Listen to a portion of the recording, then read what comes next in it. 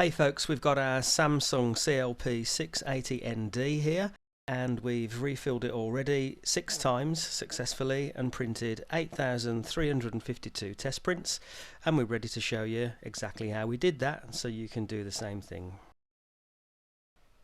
Somewhere down the line you're going to find that your attention light is flashing and you get this message on the LCD display that says prepare toner, and there's this little triangle which indicates which colour is going to start playing up.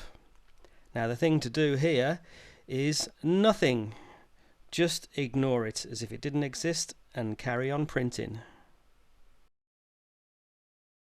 Then later on you'll find that attention light stops flashing and comes on permanently, and you get a message that says replace toner stop, and you might think, well, I'll refill there, but don't.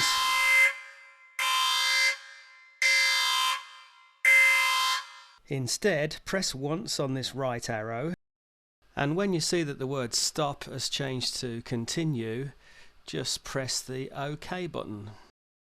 The attention light goes back to flashing and you can carry on printing indefinitely in our experience. So now carry on printing until you get some signs of fade out, and when you do, figure out which one of the 4 cartridges is the fade out cartridge. No prizes for guessing that this is actually the black that's fading, whereas here we're looking at a magenta cartridge that's fading, which we know because both the blue band and the orange band are affected at the same time, and if we compare that to the original we can just about see that, although it was a lot more apparent to the naked eye than with the camera. And near the end of this video I've put a link to a PDF you can download of this swatch, so you can always be sure which cartridge is fading out, and therefore you can always be sure which cartridge to refill. So now take out the cartridge that is fading out, the whole cartridge that is fading out, and nothing but the cartridge that is fading out.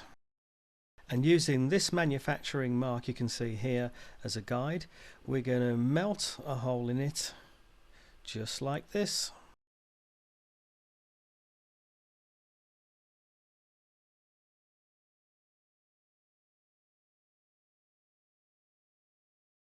And then we're shaking and we're pouring and we're leaning back to disengage the bottle, and we're shaking again and we're pouring again, and we're leaning back to disengage the bottle, and we might even do that for a 3rd time. Like all good dentists, clean up around the orifice and then put the plug in. Bob's your uncle. So just wang that puppy back in, and after a warm-up that will print again, and here's the output on that black refill we just did. And we're just going to compare that with the fade out that we had before, and well, if I couldn't see a difference there, I'd be on my way down to Specsavers, wouldn't I? So thinking back then, we got you around this replace toner stop message by hitting the right arrow so that continue showed on the LCD, followed by OK.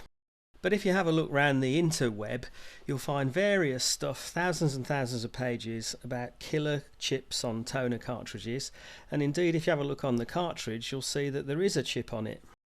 But in our experience the chip didn't kill anything, and we were able to print, well, seemingly forever using the override technique that we've showed you in this video.